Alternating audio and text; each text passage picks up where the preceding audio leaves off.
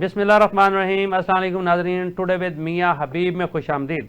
जंगबंदी को कई रोज़ गुजर गए, लेकिन ताहाल दुनिया में पोस्ट वार पोस्टमार्टम जारी है। बैनुल-अक़वामी सतह पर कामयाबियों और नाकामियों का तज्ज़िया किया जा रहा है, टेक्निकल रिपोर्ट्स मरतब की जा रही हैं, सलाहियतों का जायज़ा लिया जा रहा है।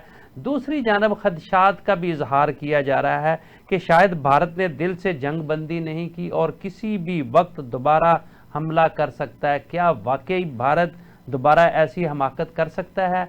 जबकि वज़ीर आज़म मियां मोहम्मद शहबाज शरीफ ने कहा कि अगर भारत ने दोबारा जारियत की तो ऐसा जवाब देंगे कि उसने कभी सोचा भी नहीं होगा।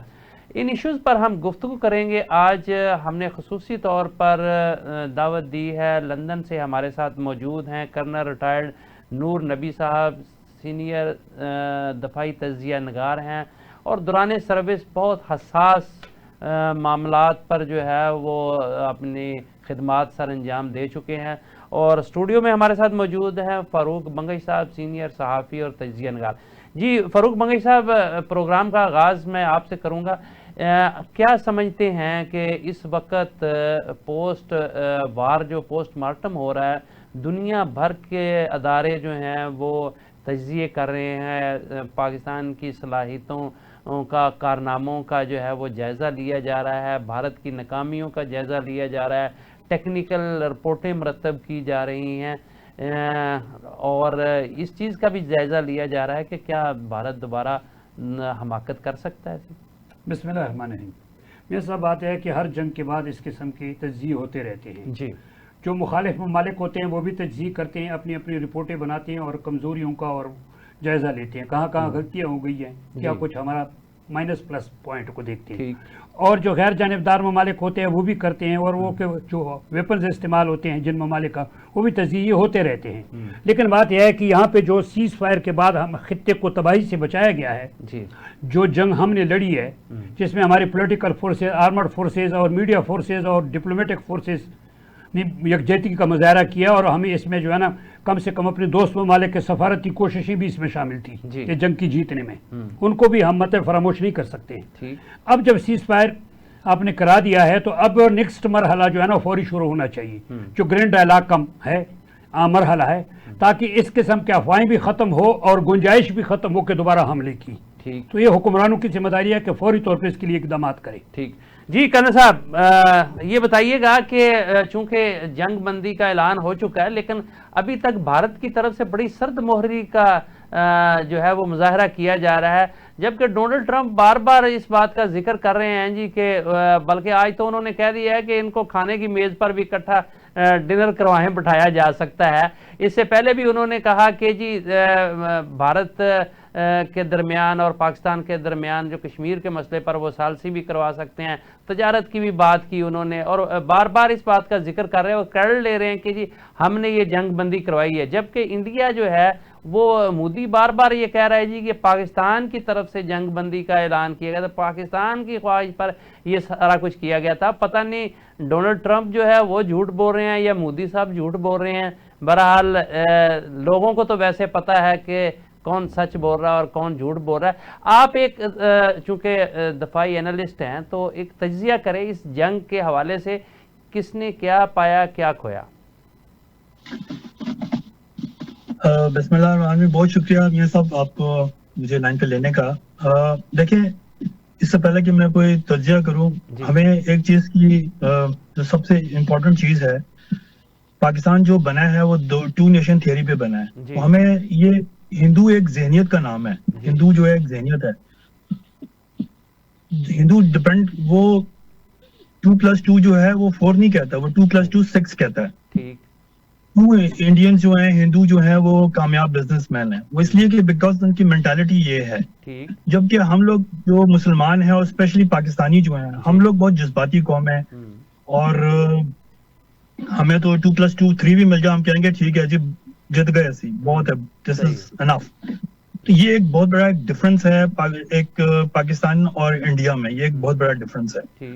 अब बात आ गई कि जंग खत्म हो गई है, ठीक है, जंग जो खत्म हुई है, अब नेक्स्ट फेज जो है, क्योंकि नेक्स्ट फेज है डायलॉग्स और बहुत सारे अनरिजॉल्व इश्यूज जो हैं, जो देखें पानी का सबसे बड़ा इशू है, पानी है, उसके बाद टेररिज्म है, और Kashmir itself is a big issue. जी अमेरिका ने कह तो दिया है कि जी आपको मुज़ाकरात डायलॉग टेबल पे लेके आए, इंडिया पाकिस्तान के मुज़ाकरात हों, लेकिन क्योंकि इंडियंस की जो मेंटालिटी है वो पाकिस्तान को प्रॉब्लली समझ कर बैठे थे कि शायद ये भी एक क्रिकेट मैच है, और जिस तरह की उन्होंने डोमिनेट कर रहे हैं पिछले कुछ सालों से पाकिस्तान के खिलाफ, उन्होंने समझा था कि शायद ये भी एक क्रिकेट मैच है और हम पाकिस्तान को बुली करेंगे, और उनके पास डिफेंस इक्विपमेंट जो सबको पता है जो कुछ उन्होंने जमा किया हुआ है, और फैल पे शायद ऑफ कोर्स उनको बहुत नाज था, लेकिन पाकिस्तान ने उनका गुरूर जो है वो खाक में मिला दिया। लेकिन बात यह है कि ये बात सही है कि ये जो अभी डायलॉग है, हमें जो कुछ हमने मैदानी जंग में जीता है वो हमें इस डायलॉग मुज़ाकराती टेबल पे हारना नहीं चाहिए, बिकॉज ये बहुत हिंदू की जो ज़हनियत है, इस वेरी बहुत ही कनिंग कौम है हिंदू, और वो कभी भी पाकिस्तान को जो उनको शिकस्त मैदानी जंग में हुई है वो कोशिश करेंगे कि वो मुज़ाकरात की टेबल पे उसको चेंज कर दें, जो शिकस्त हुई है शिकस्त को वो फतह में तब्दील करें। वेरस हमें चाहिए कि देखें इंडस ट्रीटी है, Indus water treaty, already climate change की वजह से बहुत सारे ग्लेशियर्स मेल्ट हो चुके हुए हैं, पानी की ऑलरेडी कमी है, और हम वैसे ही ये एक इस पे रिविजिट था कि इसको इंडस वाटर ट्रीटी को रिविजिट किया जाए। तो ये एक बहुत अच्छा टाइम है, अच्छा मौका है पाकिस्तान के लिए कि वो अपने आप को इस पे मनवाए और इस ट्रीटी को अपने हक में करवाए। सिमिलरली टेररिज्म है, टेररिज्म पे वो ये एक इशू ऐसा बर्निंग इशू है जो हमेशा चलता रहेगा। हम लोग भी पाकिस्तान भी जो है वो उनको कहते हैं कि जो BLO को सपोर्ट करता है, TTP को सपोर्ट करते हैं। हमने मुझे याद है कि हम लोग भी मुख्तलिफ डोजियर बना के हम लोगों ने उनको दिए कि जी ये आपकी इन्वॉल्वमेंट रही है, लेकिन कभी भी वो इस चीज पे इसको मानते नहीं है। तो ये एक ऐसे चीजें हैं जो पाकिस्तान को एक कंसर्टेड एफर्ट्स की जरूरत है कि पाकिस्तान को इस वक्त फौरी तौर पर क्या इकदाम करने चाहिए, क्योंकि अभी जो हम देख रहे हैं भारत का एक तरफ तो वो उन्होंने खुद मिन्नतें तरले करके जो है वो ये जंग बंदी करवाई, और दूसरी तरफ वो क्या कहते हैं ना, रस्सी जल की बल नहीं गया।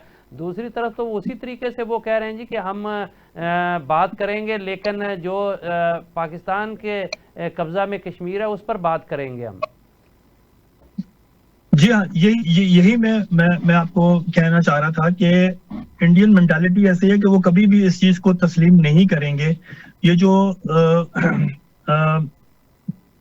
डायलॉग है, डायलॉग्स जो है वो उनको फेवर करते हैं और उनके हक में ये बात जाती है, क्योंकि वो कभी भी पाकिस्तान को वो डायलॉग में आगे बढ़ने नहीं देंगे, और ये इश्यूज ऐसे हैं जो ये लिंगर करते रहेंगे, ये लिंगर ही करते रहेंगे। टेररिज्म एक ऐसा इशू है। करना साहब, सॉरी टू से, तर्जमान इंडिया की वजारत खारजा के तर्जमान का कहना है कि ये दो तरफा मसला है, हम दो तरफा पाकिस्तान और इंडिया का मसला है, हम दो तरफा मुज़ाकरात से जो है इसको हल करेंगे, हम किसी तीसरे फरीक को इसमें इंटर नहीं होने देंगे।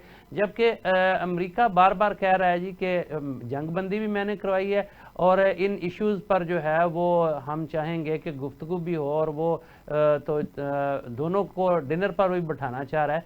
क्या देखते हैं आपके, इंडिया की बात मानी जाएगी या कि अमेरिका जो है वो दोनों मुल्कों को जो है वो कहीं मुज़ाकरात के टेबल पर बैठाने में कामयाब हो जाएगा? देखिए, ये बात तो बड़ी खुश आइंद है कि अमेरिका ने इतना इंटरेस्ट लिया, और ये एक हैरानकुन भी है कि 2 दिन पहले जंग बंदी से 1 दिन पहले 2 दिन पहले अमेरिकन जो कह रहे थे कि हमारा क्या लेना देना इस जंग से, और फिर सडनली जो अमेरिका ने ये जंग बंदी करवाई है। ठीक है, ये बहुत ही एक खुशाइंद बात है। अब देखना यह है कि क्या इंडिया इस बात पे कायल होता है कि वो डायलॉग की बेस पे बैठता है और अमेरिका की बात मानता है, क्योंकि ये हमेशा से इंडिया का स्टांस रहा है कि ये एक बायलैटरल इशू है और ये इसमें थर्ड पार्टी का कोई लेना देना नहीं है। तो ये एक वक्त ही बताएगा क्या अमेरिका इंडिया को कायल कर सकता है और क्या अमेरिकन इंटरेस्ट क्या है, और क्या इंडिया जो है वो वाकई अमेरिकन प्रेशर में आ जाएगा और पाकिस्तान से ये डायलॉग करेगा और एक मीनिंगफुल डायलॉग करेगा। ये तो वक्त ही बताएगा। ये डिपेंड करता है कि क्या हालात बनते हैं आगे, और क्या एक ये भी एक बहुत बड़ी एक सवाल है कि क्या ये जो ट्रूस है, ये जो सीज फायर है, क्या ये सस्टेनेबल भी है कि नहीं है? क्या ये इंडिया टाइम गेन कर रहा है जी जी मजीद अपनी क्या कहते हैं डॉक्ट्राइन को चेंज करने के लिए, अपनी जो वॉर स्ट्रेटेजी है उसको चेंज करेगा, रिविजिट करेगा मजीद? इसराइल और इंडिया का गठजोड़ सबको पता है, क्या वो मजीद वेपन्स एक्वायर करने की कोशिश में है? ये जरूरी नहीं है कि ये फौरन 1 महीने बाद, 2 महीने बाद, this could take maybe 1 year, 1 साल बाद, 2 साल बाद, डिपेंड करता है मोदी का टाइम कितना देर और वो है, और उसका इलेक्शन से पहले may be after 1 year 2 year वो फिर हो सकता है ये एक एडवेंचर करने की कोशिश करें। तो उसके लिए ऑफ कोर्स पाकिस्तान को भी ज़ाहिर वो उस तरह की तैयारी करनी पड़ेगी। और ये जो डायलॉग है जो अमेरिका ने कहा, ये एक बहुत ही एक अपॉर्चुनिटी है पाकिस्तान के लिए कि इसको कैश कराए इस अपॉर्चुनिटी को।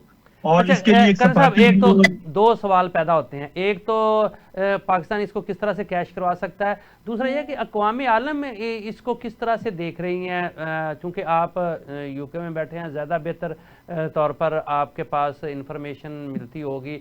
दूसरी कौमें, दूसरे ममालिक जो है वो इसको इस तरह से कैसे देख रहे हैं, भारत की शिकस्त को और पाकिस्तान की फतह को वो किस तरह से ले रहे हैं और इसके क्या असरात मरतब होंगे? और दूसरा, क्या भारत दोबारा किसी हमले की हमाकत कर सकता है?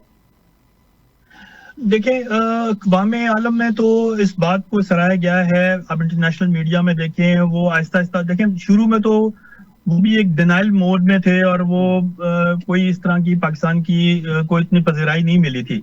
लेकिन जैसे जैसे हकीकत जो है वो खुलती जा रही है, लोगों को तज्ज़िये लोगों के आ रहे हैं, लोगों को पता लगता जा रहा है कि यस ऐसा हुआ है, पाकिस्तान ने एक तो जहाज गिराने उनके, फिर उनको सीज फायर पे मजबूर करना। तो ऑफ कोर्स आप देख लें फाइनेंशियल टाइम्स और यूएस अटलांटिक, इस किस्म के जो हैं उनके अदारिये उन्होंने लिखे हैं, उन्होंने पाकिस्तान के मतलब ये बताया है कि यस ये ऐसा हुआ है, इंडिया ने एक मजबूर किया कि जी हमें डायलॉग पे वो आने के लिए तैयार हुए। तो ये तो एक चीजें ऐसे हैं कि जो हकीकत है, जो अभी हकीकत खुलती जा रही है, तो उसमें ऑफ कोर्स इंडिया पे प्रेशर बढ़ रहा है। लेकिन देखें कि इसमें 2-3 चीजें ऐसी हुई हैं जो बड़ी कह सकते हैं कि पाकिस्तान के लिए भी लहमा फिक्र है। कि देखें, हमारी एक स्ट्रैटेजी थी, न्यूक्लियर स्ट्रैटेजी, जो एक समझी जाती थी कि in the presence of nuclear strategy America India ये हमाकत नहीं कर सकता कि पाकिस्तान को पे अटैक करे। और ये एक समझा जाता था कि ये एक स्ट्रैटेजी है जो प्रिवेंट करती है वॉर को आपस में वॉर को होने से, जंग को रोकती थी ये न्यूक्लियर स्ट्रैटेजी। लेकिन ये इंडिया ने ये जो अभी अटैक किया है, ये एक बहुत बड़ा चैलेंज है इस स्ट्रैटेजी को।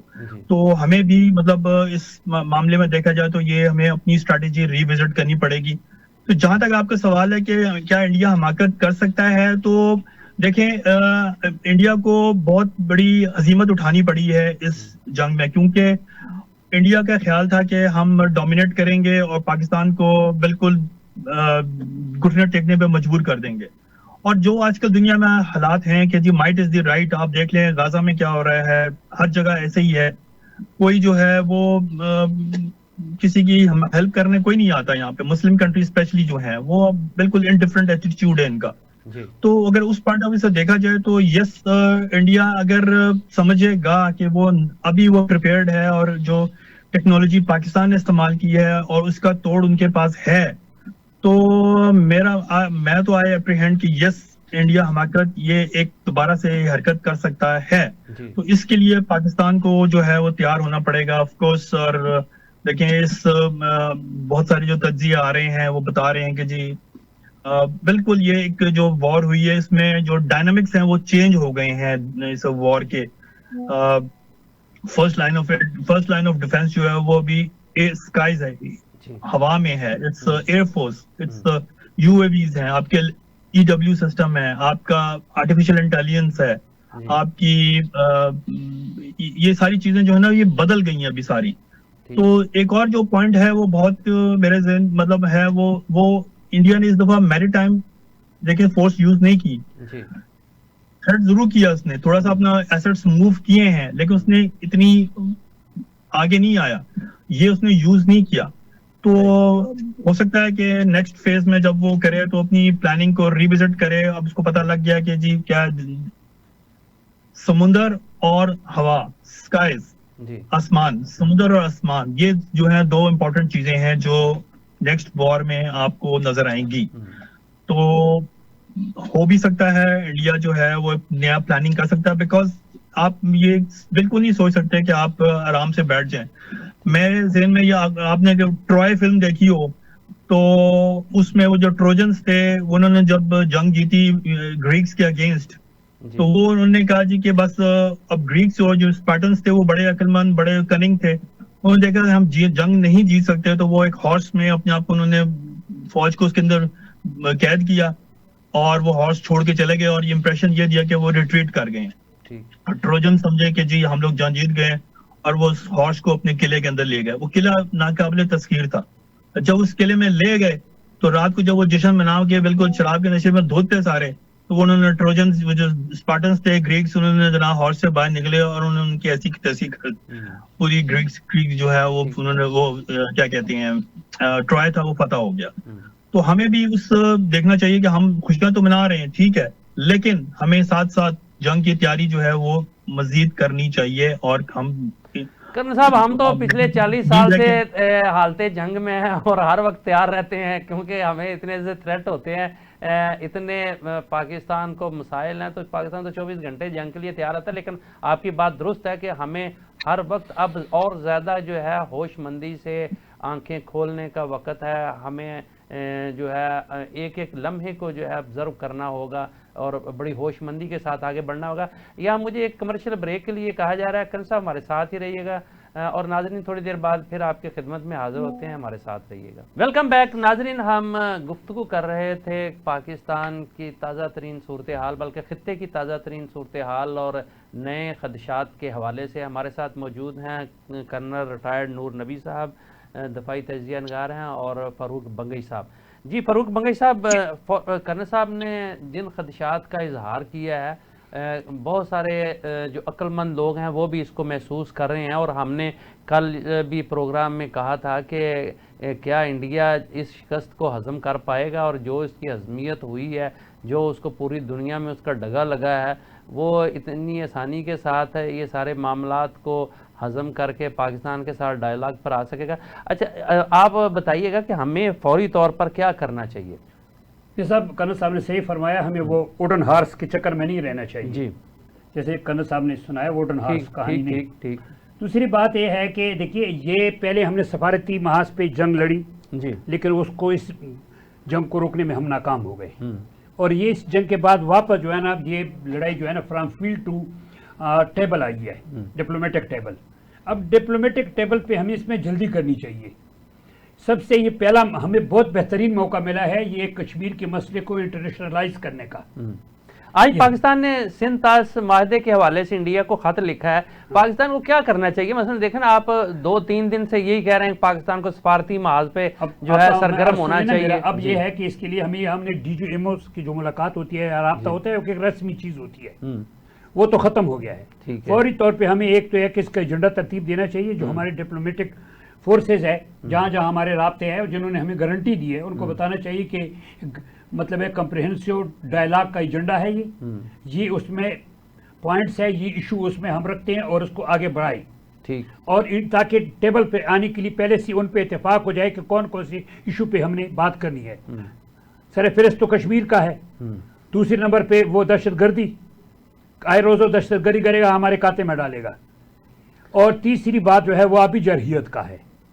अच्छा, ये सारे इकदाम सारे मामला जो है ना ये एक तरफा है, वो अपने घर में बैठ के अब इकदाम करेगा, वो जंग तो उस तरह की हो नहीं रही जो पाकिस्तान जो है वो उसका मुकाबला करेगा।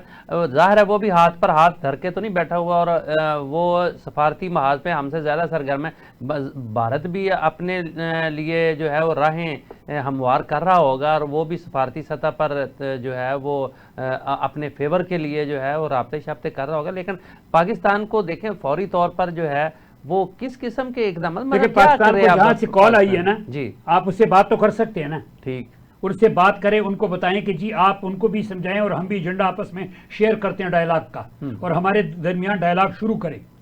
ठीक। अच्छा, चलें आपकी तरफ दोबारा मैं आऊँगा जी। कर्नल साहब ये बताइएगा कि जिन खदशात का आपने इजहार किया है वाकई पाकिस्तान में भी एक सोच है और इसका हमें अंदाज़ा भी है कि भारत ज़रूर वो जितने उसको ज़ख्म लगे हैं वो आराम से नहीं बैठेगा, वो लाजमी तौर पर किसी न किसी तरीके से इसका जवाब देने की कोशिश करेगा। जिस तरीके से 1965 में हमने देखा कि उसको एक शिकस्त का सामना करना पड़ा, तो फिर 1971 में उसने मशरकी पाकिस्तान को बांग्लादेश बनवा दिया। तो लाजमी तौर पर वो कोई ना कोई अगर बराह रास्त ऐसी करेगा जिससे पाकिस्तान को नुकसान पहुंचता हो और वो कह सके कि देखें मैंने बदला ले लिया है। एक तो जो मुझे समझ आती है, जो मेरा तज्जिया है कि अगर अब इंडिया ने हमाकत की तो वो सिर्फ अपने तौर पर नहीं करेगा, वो किसी पुष्टपनाही के बगैर आगे नहीं बढ़ेगा और किसी बड़े मुल्क की पुष्टपनाही के बगैर या कोई एक इत्तेहाद करके वो जो है ऐसी हमाकत करेगा। तो ऐसी सूरत में चीन भी पीछे नहीं रहेगा। तो क्या ये किसी अगर दोबारा इंडिया ने कोई ऐसी हरकत की तो ये क्या आलमी जंग की तरफ हालात नहीं चले जाएंगे? देखिए, बिल्कुल आप सही फरमा रहे हैं। देखिए, पाकिस्तान आर्मी जो है एक बहुत प्रोफेशनल आर्मी है और ये ज़ाहिर है जो वहाँ के है हमारी मिलिट्री लीडरशिप है और जो हमारी इंटेलिजेंस है, बाकी सारे जो सेटअप्स हैं और एमओ हमारे ऑपरेशनल सेटअप्स, वो सारे ज़ाहिर है उनके पास पूरी पिक्चर होती है और उनको पता है कि क्या इंडिया अभी नेक्स्ट उसके क्या स्टेप्स हैं और उसके हिसाब से पाकिस्तान ने क्या तैयारी करनी है। जो तैयारी है ना जैसे वो तो चल रही होगी, ज़ाहिर है वो तो कोई भी आराम से नहीं बैठा होगा। वो भी पाकिस्तान की मिलिट्री को भी पता है कि जी ये लोग भी आराम से नहीं बैठेंगे इंडियंस, और जरूर एक दफा फिर में भी मिस एडवेंचर करने की कोशिश करें, कोई ना कोई बहाना बना के, ज़ाहिर है वो तो करेंगे। और मेरा तो अंदाजा यही है, तज्जिया ये कि करेंगे। जरूरी नहीं है कि अभी करें, साल बाद करें, 2 साल बाद करें, क्योंकि जो कहते हैं ना झाका खुल गया है। वो जो एक न्यूक्लियर डिटरेंस था ना, वो मुझे इस चीज का है कि न्यूक्लियर डिटरेंस जो एक रोकती थी इस जंग को, 2 न्यूक्लियर पावर्स को आपस में लड़ने की, वो खत्म हो गई है। वो एक डिटरेंस वो जो था वो अब नहीं रहा। वो एक स्ट्रेटेजी जो थी वो बहुत बड़ी, उसको डेंट मिला है, उसको इंडिया ने चैलेंज कर दिया है। ये उनकी मैं समझता हूँ कि बहुत बड़ी बात है कि उन्होंने इसको चैलेंज किया, उन्होंने रिस्क लिया है उन्होंने कि पाकिस्तान को, एक न्यूक्लियर स्टेट को उन्होंने अटैक किया। लेकिन जैसे मैंने अभी आपको कहा कि वो पाकिस्तान सॉरी मैं आपकी बात काट रहा हूँ, लेकिन देखें कि पहले दिन तो नहीं ना कोई न्यूक्लियर वेपन इस्तेमाल किया जा सकता, या अगर इस इंतहा पर किसी दोनों मुल्कों में अभी तो ऐसी किसी की भी पोजीशन नहीं आई थी। अगर खुदा ना ख्वास्ता ऐसी पोजीशन आती तो फिर खतरा था, लेकिन वाकई ये तो एक रिस्क तो है। अगर दोबारा फिर भी जंग भी होती है और ये जब तक दोनों के पास ये चीज़ें मौजूद हैं तो इसका बात का खदशा तो रहेगा। और ज़्यादा बेहतर है कि यही तो हम कह रहे हैं कि अक़वाम आलम को बजाय इसको आलमी जंग की तरफ ले जाने के, इसको इंडिया को समझाना चाहिए और इसको जो है यही मामलात को ख़त्म करना चाहिए। जो भी तनाज़ात हैं वो मिल बैठकर हल करने चाहिए, उसकी तरफ आना चाहिए। जी देखिए, यही मैं बात हूँ। आपने 1971 का हवाला दिया कि 65 में हारे तो 71 में उन्होंने बदला लिया। देखिए 71 के हालात डिफरेंट थे, उसका तो खैर मुवाजना किया ही नहीं जा सकता ना, क्योंकि ईस्ट पाकिस्तान इतने सैकड़ों वो कितने हजारों मील दूर पाकिस्तान से, मेन लैंड से था। तो वो तो एक स्ट्रेटेजिकली ऑपरेशनली मिलिट्री वाइज देखेंगे तो वो डिफेंड करना इट वाज नॉट पॉसिबल। वो तो एक ऐसा था कि उसको तो बात ही खत्म, वो तो डिफरेंट इशू है। अब लेकिन उसके बाद भी क्योंकि आप देखें कि न्यूक्लियर, इन्होंने पाकिस्तान ने भी न्यूक्लियर पावर एक हासिल की, इंडिया भी न्यूक्लियर स्टेट बन गया। कारगिल की आप देख लें, कारगिल में सिचुएशन बहुत खराब थी। कारगिल में आपस में लड़े, दोनों मुल्क आपस में उनकी जंग हुई है, लेकिन वहां पे उनकी हिम्मत नहीं हुई इंडिया की मेनलैंड पे हमला करने की, और वो जंग महदूद रही। कश्मीर के एरिया में वो जंग महदूद रही। लेकिन ये जो अब ये जो उन्होंने मेन लैंड में पाकिस्तान के डीप एरियाज में भी अटैक किया है और एक उन्होंने हमला किया है और विदाउट मतलब कि एक न्यूक्लियर होने के बावजूद एक रिस्क लिया है। मैं उस चीज पे मैं एम्फसाइज क्यों कर रहा हूँ कि ये एक हमारी स्ट्रेटेजी है जो थी चली आ रही थी, एक बिट था कि जी क्योंकि न्यूक्लियर स्टेट्स हैं ये कभी भी आपस में मेन लैंड पे आपस में इस तरह अटैक नहीं करेंगे, एक दूसरे की टेरिटरी में नहीं जाएंगे। लेकिन ये एक ऐसा मिथ टूटी है कि जी न्यूक्लियर अच्छा चलें इसी पर बात कर लेते हैं क्या इंडिया को ऐसा क्या मसला था, इतना बड़ा रिस्क लिया उसने कि वो खदशा बिल्कुल मौजूद था कि ये न्यूक्लियर वार भी बन सकती है। तो एक सिर्फ पहलगाम के वाकया पर इतना बड़ा स्टैंड ले जाना या इसके पीछे कुछ और मुहरकात थे, ये समझ से बालातर है कि एक वाकया पर जो है और ख़ास करके एक दहशतगर्दी के वाकया पर जिसका कोई पैर नहीं है, जिसका पता ही नहीं है ये कैसे हुआ, क्यों कर हुआ और इसके पीछे मुहरकात क्या थे और उसको एक जंग में बदल देना, आखिरकार इंडिया की कुछ सोच तो होगी, क्या समझकर उसने पाकिस्तान पर हमला किया? समझना चाहिए कि इस मुल्क दुनिया में हालात क्या चल रहे हैं। दुनिया में आप देखें गाजा में क्या हो रहा है, गाजा में इजराइल जो है वो उनको बेचारे फलस्तीनियों को मार रहा है और कोई भी उनको बचाने के लिए नहीं है। तो ये एक वो उनके लिए ये इंडियंस के लिए भी एक शय है, वो भी अपने आप को एक सुपीरियर रेस समझते हैं। वो भी समझते हैं कि जिस तरह इजराइल ने गाजा में मुसलमानों को मारा है इस तरह हम पाकिस्तान में मुसलमानों को मार सकते हैं, पाकिस्तानियों को मार सकते हैं। एक तो ये उनकी जो है ना सोच है जो जिसने उनको मजबूर किया कि वो एक ये एडवेंचर करें। सेकंड, जैसे कि अभी देखें बहुत सारे तजियागार जो हैं वो इस बात पे कह रहे हैं कि ये एक बेसिकली एक प्रॉक्सी वॉर थी जो दो सुपर पावर्स के दरमियान थी। उनके जो उनके वेपन्स थे वो उनको एक्सपेरिमेंट हुए हैं रियल वॉर टाइम में। जो पाकिस्तान और इंडिया जो है वो उनके लिए एक मोहरे साबित हुए हैं जो आपस में लड़े हैं। और जब एक सुपर पावर ने देखा कि जी ये तो हमारी शिकस्त है, हमारे वेपन्स की शिकस्त है, तो उन्होंने उस पे फौरन बीच में आए और वो जंग को बंद कराया। तो ये तो एक बहुत सारे जो है अभी आप देखें यही लोग बातचीत कर रहे हैं कि जी this was actually a war between USA and Chinese technology.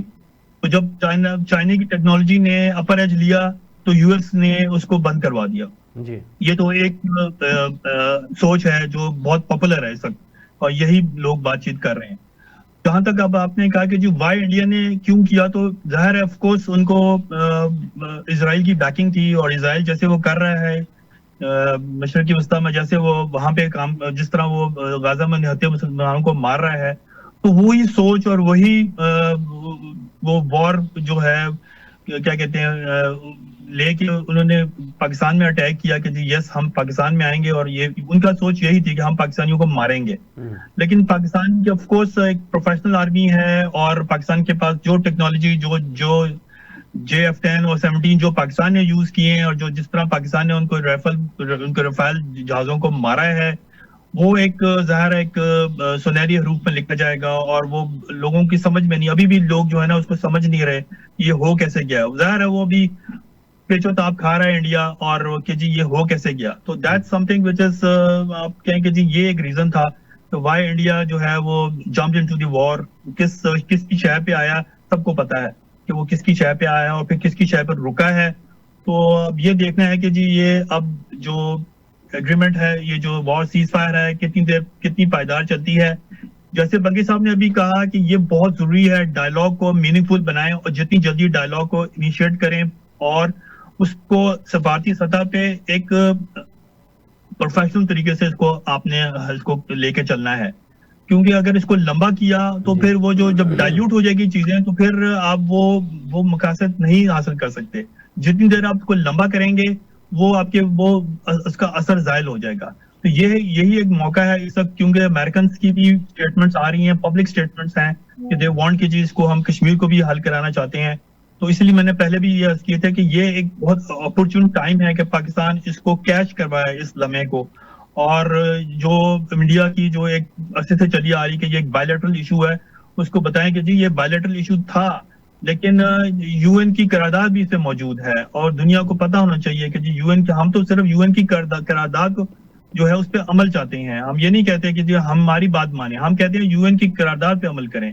तो अमेरिकन को भी इस चीज को अगर वो रियलाइज करते हैं और वो इसको इनको निगोशिएटिंग टेबल पे लेके आते हैं इंडिया को, तो ये एक बहुत बड़ी बात होगी, बहुत बड़ी अचीवमेंट होगी। लेकिन उसको कैसे हम इसको आगे लेके चलते हैं, कैसे इसको कामयाब करते हैं, ये तो हालात बताएंगे और हमारे जो है वो प्रोफेशनल तरीका बताएगा कि हम कितना कुछ कर सकते हैं और अमेरिका जो है वो इस पे आप कहें कि सिंसियर है। दैट इज मोर इम्पोर्टेंट कि अमेरिकन की सिंसियरिटी जो है उस ये बहुत बड़ा एक इस पे फैक्टर होगा इसकी कामयाबी का। ठीक, कर्नल साहब बहुत शुक्रिया गुफ्तगू करने का। नाजरीन, यहाँ वक्त हुआ है कि छोटे से कमर्शियल ब्रेक का, हमारे साथ रहिएगा, थोड़ी देर बाद फिर आपकी खिदमत में हाजिर होते हैं। नाजरीन, हम गुफ्तगू कर रहे थे पाक भारत जंग के असरात के हवाले से और आगे आइंदा क्या कुछ हो सकता है, मुमकिना जो भी इसके मामलात हैं उस पर। हमारे साथ मौजूद थे कर्नल रिटायर्ड नूर नबी साहब। उन्होंने कहीं जाना था, उन्होंने इजाज़त दे दी। अब फ़ारूक बंगई साहब से हम पूछेंगे। जी फ़ारूक बंगई साहब, कर्नल साहब ने भी इसी पर ज़ोर दिया कि हमें डायलॉग की टेबल पर लाना चाहिए भारत को। आपने भी इसी पर कहा है कि जी जल्द अज जल्द डायलॉग जो है ना वो मुमकिन बनाना चाहिए। लेकिन ये किस तरह से पाकिस्तान किस तरह से दबाव डाल सकता है कि भारत को डायलॉग की टेबल पर लाया जाए? देखिए, डायलॉग का टेबल पहले भी अर्ज किया। अच्छा, और इसके साथ ही थोड़ा सा और सवाल कि क्या भारत को जो है वो डायलॉग सूट करते हैं या डायलॉग से रूह गर्दानी सूट करती है? देखिए मियाँ साहब, वो ये जंग हार चुका है मैदान में। अच्छा, बैटलफील्ड में मुकम्मल तौर पर हार चुका है। उसके हारने की वजूहात पहले तो यह है कि उसने हमें मिस कैलकुलेट किया था। अच्छा जी, मिस रीड किया था हमें, उसको अंदाजा नहीं था। वो 71 के जो है ना सुपरियरिटी कम्प्लेक्स में था कि 71 में मैंने ये किया वो किया, उसको हमारे जदीद हथियारों के अंदाजा नहीं, कैपेबिलिटी का अंदाजा नहीं था। एक वजह तो यही थी। और उसके जहन में ये था कि मैं सफारती सतह पे मैं वायलेट जैसे करता रहता हूँ, जो मर्जी करूँ, एविडेंस भी नहीं दे रहा हूँ, हमला करूंगा तो पाकिस्तान को नुकसान होगा। उसको ये पता नहीं था कि ये मेरे साथ क्या होगा। और हम वैसे इंडिया ने जिन्होंने पंजाबी कहते हैं कच्ची छाल मार, बड़ी कच्ची, कच्ची के बड़ी कच्ची लस्सी तो भी कच्ची जी। अच्छा, अलफता ने ये तो अलफता हमने कर दिया सही, और वो ढेर हो गया। वरना अभी तो हमने अब्दाली को रखा हुआ था। हम तो ये लड़ाई पानीपत में लड़ना चाहते थे। हम तो पानीपत, हम कहते पानीपत में मौका दे ताकि हम वहां पे अब्दाली को हम इस्तेमाल करें। लेकिन वो आखिर में जो है ना आते ही डर गया है। पहली बात तो ये है। दूसरी बात ये है कि जो बायलेटर वो कहता है ना, शिमला पे आया हुआ है दोबारा, तो शिमला तो खत्म हो चुका है। बल्कि शिमला को भी आप छोड़े, जब आपने खसूसी स्टेटस खत्म किया था तो ये मामला कश्मीर का जो मामला है इशू, ये तो बायलेटर शिमला से भी खत्म हो गया था, ताशकंद से भी खत्म हुआ था, ये वापस यूएन रेजोल्यूशन की तरफ गया था। क्योंकि आपने एक मुतनाज़ मामला था उसको खुद जो है ना शामिल कर दिया है। तो ये तो यूएन रेजोल्यूशन फैसला करेगी इसका। एक बात। दूसरी बात यह है कि उसको अपनी फोर्सेस ने भी बता दिया था इतनी कच्ची चाल न मार। और उसका मैं अगर कह दूं कि इसका प्रोग्राम पहले से डिंग कड़ीजा था, वो डिंग कड़ीजा फिर मैं आपको बताऊंगा कि व्हाट इज डिंग कड़ीजा किसी और प्रोग्राम में। तो ये है कि उन्होंने भी बोला था कि हमें तैयारी करने दो। लेकिन ये आपको पता है ना, एक जनरल को फारिग किया, दूसरे को फारिग करते एयर चीफ को कि ये हमला मैंने करना है, और हमले का रिजल्ट उसको मिल गया। अब ये टेबल पे दो काम करेगा। ये बनिया है, ये इसकी चुरी जो है वो बगल में है। एक तरफ हम इंगेज रखेगा, हमें चाहिए कि फौरी तौर पे हम को दबाव डाले, और अमेरिका, और दूसरी आपको पता है कि हमें इस मामले में 30 ममालिक जो है ना उसका ताउन हासिल है। अच्छा, और 60 के करीब जो है ना सफारती जो है ना हल्के ऐसे हैं ममालिक जिनको इस जंग पे तशवीश थी पहले भी और अभी भी है। और 30 ममालिक ने इसमें किरदार अदा किया, बाकायदा सीजफायर तक में किरदार अदा किया। हमारे दोस्त ममालिक जो उसके भी दोस्त है, हमारी भी दोस्त है। 60 वो ममालिक है जिनको उन्होंने ब्रीफिंग भी दी और हमने भी ब्रीफिंग दी, तो उसको तशवीश थी कि जंग नहीं लड़नी चाहिए, जंग का मौका नहीं है। लेकिन ये हमें इंगेज रखेगा, डिले टैक्टिक्स इस्तेमाल करेगा, और यहाँ इसने कार्रवाइयां करनी है। अब मैं आपको कार्रवाइयां जो है ना टाइम भी नहीं है, दोहराता हूँ। सबसे पहले इसने BLA BLF को अलग अलग करना है, उनके लिए जदीद हथियार देने हैं, तरबियत के और फंड पाकिस्तान के अंदर मदाखलत को बढ़ाएगा। हाँ जी, वो उसके लिए वो करेगा, BLA को अलग करेगा, उसको सियासी टारगेट देगा, शख्सियात और तनसीबात और मुख्तलिफ मतलब एक टारगेट देगा कि ये चीजें आपने अवामी मकामात तक आएगा, ये धमाके करने के लिए। कश्मीरियों पे जुल्म करेगा, और जुल्म का रद्दअमल जो आएगा उसको दहशतगर्दी करा देकर हमारे खाते में डालेगा। और इसके अलावा जो है ना बैन अल-अक़वामी फोरम पे ये किसी भी कश्मीर के मसले को इंटरनेशनलाइज नहीं होने देगा, रोकेगा। ये एक इसका जो है ना टेक्टस है। साथ साथ ही भी कहेगा, साथ साथ वो काम भी करे, और फिर उसकी जो एयरफोर्स की नाकामी हुई उसको बिल्ड करेगा। इसराइल से इधर उधर से वो जहाज भी खरीदेगा, तावन भी लेगा, ये कार्रवाइयां ये रखेगा, और शिकस्त से तवज्जो हटाने के लिए वो अलीदी पसंद जितनी भी कुव्वतें हैं उनको दबाएगा ये वहां पे इंडिया के अंदर ना, ये टिकट साथ साथ जारी रखेगा, पैरेलल चलाएगा। तो हमें चाहिए कि हम इन पे भी ध्यान दें, और साथ साथ जैसे पहले भी अपने दिफा पे भी तवज्जो दी थी, लेकिन हमें अपनी कार्रवाई को स्पीड अप करना होगा, क्योंकि ये अभी आप देखेंगे कि चंद दिनों में ये बीले को इधर उधर जो है नए हथियार देंगे और उनको हमलावर करने के लिए कोशिश करेगा, जासूसी निजाम भी तेज करेगा। ठीक ठीक, बंगई साहब आप की सारी बातें बिल्कुल दुरुस्त हैं और आपके अक्सर तजिए जो होते हैं ना वो बिल्कुल करेक्ट होते हैं, लेकिन मेरी सिक्स सेंस कह रही है कि मोदी रहेगा तो ये सारा कुछ करेगा ना। मुझे तो लग रहा है मोदी का कोई मुस्तकबिल नहीं है। सर, ये इंडियन माइंडसेट का मामला है। अच्छा, इंडियन माइंडसेट छोड़ के जाएगा, उसने पूरे सिस्टम को मॉडर्नाइज किया है, वो चला भी जाएगा, सिस्टम मॉडर्नाइज रहेगा। चलें, बहरहाल मेरा ख्याल है कि इंडिया में जो लिबरल सोच रखने वाले लोग हैं वो समझते हैं कि इंडिया को मोदी ने बहुत ज़्यादा नुकसान पहुंचा दिया है, अब इसकी सोच को बदलने का वक्त है। तो बहरहाल वक्त ही बताएगा कि इंडिया अपने पाँव पर कुल्हाड़ा मारता है या कि इससे सबक सीखकर बेहतरी की तरफ जाना शुरू करता है। नाजरीन, प्रोग्राम का वक्त ख़त्म हुआ चाहता है। आपने हमारे तजिया नगारों की आरा सुनी और आप कोई इससे बेहतर नतीजा अखज़ कर सकते हैं। हमें इजाज़त दीजिएगा, अपना बहुत सारा ख्याल रखिएगा। अल्लाह हाफिज़।